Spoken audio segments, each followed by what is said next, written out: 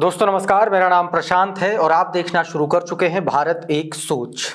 Samajwadi party के उन गढ़ों पर भारतीय जनता पार्टी और खास तौर पर उत्तर प्रदेश सरकार की नजर है। 2027 से पहले जो समाजवादी पार्टी के मजबूत किले हैं, इरफान सोलंकी की बात कर लीजिए, वो जेल में हैं। उनकी पत्नी उपचुनाव में नसीम सोलंकी चुनाव जीती हैं, जिसका जिक्र मुख्यमंत्री योगी आदित्यनाथ ने विधानसभा के भीतर किया कि बस बच गए, मतलब उनके वोट का मार्जिन कम है।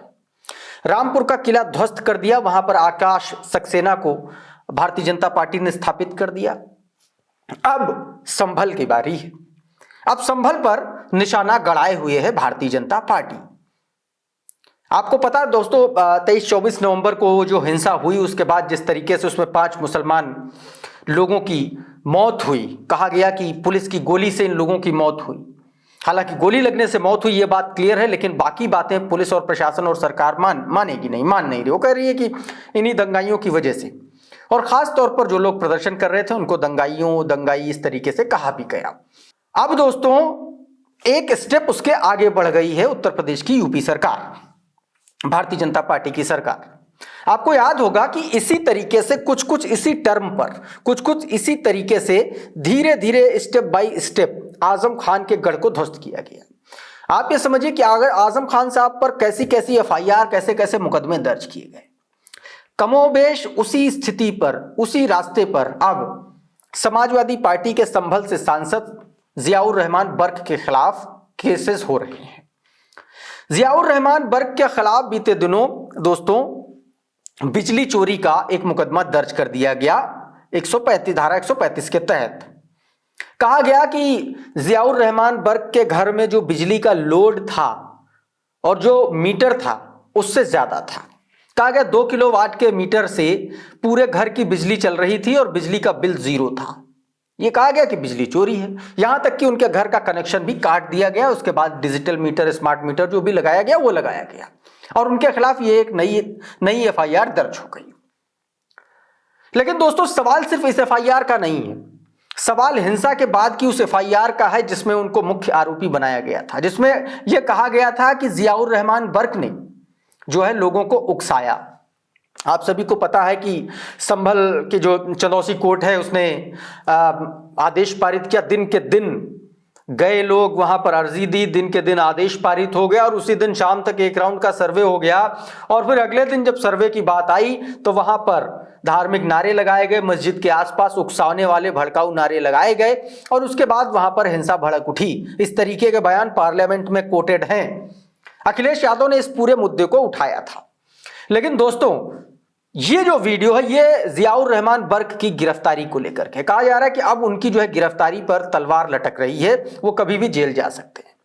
उसके पीछे का मैं कारण बता दूं, उससे पहले मैं आपको अखिलेश यादव का संसद के भीतर दिया गया बयान सुनाऊं, फिर उसके बाद किस तरीके से जियाउर रहमान बर्क को टारगेट किया गया ये बताऊंगा और फिर इस पर अखिलेश यादव का एक और बयान बताने की कोशिश करूंगा। लेकिन सबसे पहले संभल में हिंसा के बाद पार्लियामेंट सेशन में अखिलेश यादव ने क्या कहा था वो सुनिए। पहले संभल जो इसलिए जाना जाता था कि भाईचारे के साथ वहाँ रहते हैं लोग, वहाँ अभी से नहीं सदियों पुराना भाईचारा हजारों साल से इसी तरह रहते आए हैं। लेकिन अचानक ये जो घटना हुई है ये सोची समझी रणनीति के तहत वेल प्लान्ड हुआ है और वहाँ के भाईचारे को गोली मारने का काम हुआ है। जो घटना हुई है वो सोची समझी साजिश है।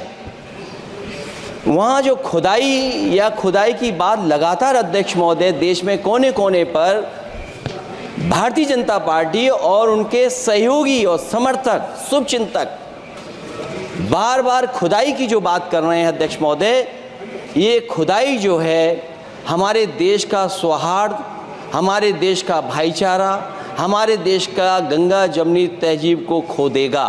तो दोस्तों कुछ इस तरीके से अखिलेश यादव ने तमाम सारे भाजपाई एजेंडों की, बीजेपी सरकार का जो एजेंडा था, जो साजिश थी, उसकी पोल खोलने की कोशिश की वहां पर सदन के भीतर। इसके बाद दोस्तों जब हिंसा हुई तो उसमें जियाउर रहमान बर्क और वहां से एक और सदर से जो विधायक थे समाजवादी पार्टी के, वो उनके खिलाफ एफआईआर दर्ज हुई और तमाम 2300 लगभग और लोगों के खिलाफ एफआईआर दर्ज हुई। अब ये कहा जा रहा है कि एफआईआर के खिलाफ चूंकि ऐसी धाराओं में एफआईआर दर्ज हुई थी तो कभी भी उनकी गिरफ्तारी हो सकती, इसीलिए जियाउर रहमान बर्क कोर्ट गए थे। लेकिन दोस्तों कोर्ट ने अब उस मामले की सुनवाई का जो है टाइम जो है उसको पोस्टपोन कर दिया है। अब जो है कोर्ट जो है गर्मी ये जो सर्दी की छुट्टियां आ रही इसके बाद 2 जनवरी को इस मामले में सुनवाई करेगी। यानी कि अभी से लेकर के 2 जनवरी तक का ये ऐसा वक्त है जियाउर रहमान बर्क के लिए जिसमें कभी भी उनकी अरेस्टिंग हो सकती है, उन पर गिरफ्तारी का जो है तलवार लटक रही है, क्योंकि धाराएं ऐसी, और जब तक कोर्ट में सुनवाई नहीं होगी, जमानत पर कुछ सुनवाई नहीं होगी, तब तक कोर्ट कुछ कर नहीं सकता और कोर्ट छुट्टी पर 2 जनवरी तक। ऐसे में अब जियाउर रहमान बर्क पर भी दोस्तों तलवार लटक रही गिरफ्तारी की। उधर बिजली चोरी के मामले में अखिलेश यादव ने, बिजली चोरी मामले में जिस तरीके से छापा मारा सरकार ने, उस पर भी अखिलेश यादव ने जोरदार तरीके से भारतीय जनता पार्टी को घेर लिया। अखिलेश यादव ने सीधे तौर पर क्या कुछ कहा वो आपकी स्क्रीन पर है, एक बार देखिए। अखिलेश यादव ने बातचीत करते हुए मीडिया कर्मियों से कहा कि मुख्यमंत्री ने खेल अपने अधिकारियों के माध्यम से खेला है और अधिकारी बचने के लिए लगातार इस तरह का खेल खेल रहे हैं, जानबूझकर अपमानित कर रहे हैं वहां के लोगों को, खासकर मुसलमान भाइयों के घरों पर छापा मार रहे हैं, महिलाओं को अपमानित कर रहे हैं और सुनने में तो यह भी आ रहा है कि हमारे सांसद के घर में भी पहुंचे हैं। मैं तो कहूंगा कि भारतीय जनता पार्टी और खासकर मुख्यमंत्री जी अपने बीजेपी के लोगों की जांच करें। वो भी बड़े पैमाने पर बेईमानी कर रहे हैं, बड़े पैमाने पर बिजली चोरी कर रहे हैं। इस तरीके से अखिलेश यादव ने सीधे तौर पर बीजेपी के ही लोगों को निशाने पर ले लिया और सवाल भी उठा दिया कि यह एक तरफा कार्रवाई है, यह बताने की भी कोशिश की। तो दोस्तों संभल में बिजली चोरी से लेकर के लगातार एएसआई के सर्वे चल रहे हैं, वहां पर लगातार एक तरीके से ऐसे केसेस हो रहे हैं, ऐसी ऐसी चीजें सामने आ रही हैं जिससे यह समझ में आ रहा है कि दूसरा रामपुर बनने के तैयार है संभल। और बीते दिनों आजम खान साहब ने जो चिट्ठी लिखी थी उसमें सीधे तौर पर कहा था कि रामपुर के सफल प्रयोग के बाद यह आक्रमण संभल पर किया गया है। आजम खान साहब जेल में बैठे बैठे ये बात जान गए और समझ गए, और इसी को लेकर के अब भारतीय जनता पार्टी लगातार बर्क को टारगेट कर रही है। ऐसे में अगर गिरफ्तारी से बर्क को बचना होगा तो उसके लिए एक मतलब अभी फिलहाल तो कोई ऐसा रास्ता नहीं है, क्योंकि कोर्ट अब उस पूरे मामले में 2 जनवरी को सुनवाई करेगी।